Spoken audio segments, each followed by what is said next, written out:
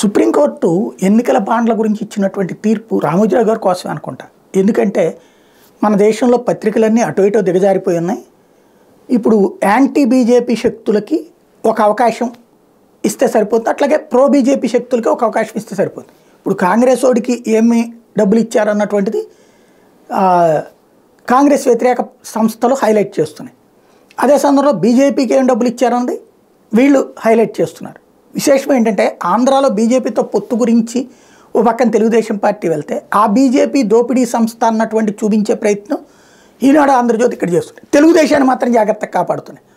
ఇప్పుడు a mega మీద విరుచుకుపడుతోందో తెలుగుదేశం, ఆ మెగా నుండి దానికి విరాళాలని.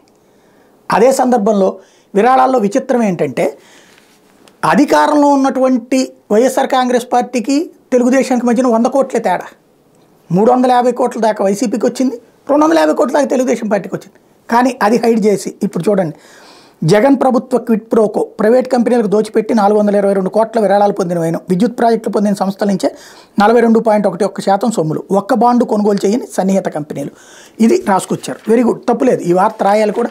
అది క్విట్ ప్రోకో అన్నటువంటిది. మరి అప్పుడు మెగా ఇండస్ట్రీసు, గ్రీన్కో మరి చంద్రబాబు గారికి కూడా విరాళాలు ఇచ్చినాయి, అది రాయలా. ఓ పక్కన గ్రీన్కోది వీటి గురించి పుంకాను కథనాలు రాస్తూ రోజు తెలుగుదేశం ఆరోపణ చేస్తుంటే వాళ్ళు కూడా తెలుగుదేశం పార్టీకి విరాళాలు ఇచ్చారు, అది రాయలేదు. అంటే చంద్రబాబుని కాపాడుతూ జగన్ని ద్వేషించడానికి ఆ వార్తను ట్విస్ట్ చేయడానికి సుప్రీంకోర్టు తీర్పును వాడుకుంటున్నారు. మేబీ దేశమంతా ఇట్లాగే జరుగుతుంది అనుకుంటా. ఇంకోటి, ఒక కంపెనీ విరాళం ఇచ్చింది అంటే కంపెనీలకి ఏ పని చేయకూడదని ఈ ఛానళ్ళు లేకపోతే ఈ పత్రికలు లేకపోతే టీవీలు ఇది సుప్రీంకోర్టు అంటుందా?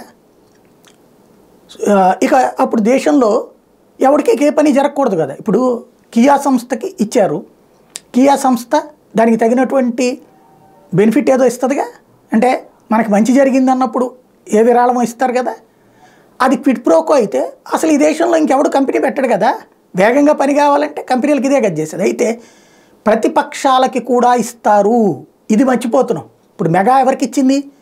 తెలంగాణలో అధికారంలో ఉన్న ఇదే కర్ణాటకలో అధికారంలో ఉన్నటువంటి బీజేపీకి ఇచ్చింది, అధికారంలో లేని కాంగ్రెస్ పార్టీకి ఇచ్చింది, అధికారంలోకి రానటువంటి జేడీఎస్ కూడా ఇచ్చిందిగా.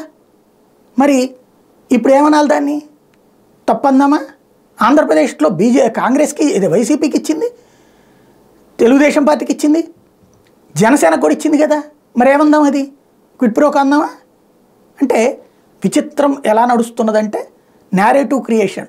మేము ఒక అబద్ధాన్ని నిజమని నమ్మించడం కాదు, నిజాన్ని వక్రీకరిస్తాం, దాన్ని మీరు మేము చెప్పిన రూట్లోనే ఆలోచించండి అనేటువంటి రూటే సాగుతుంది.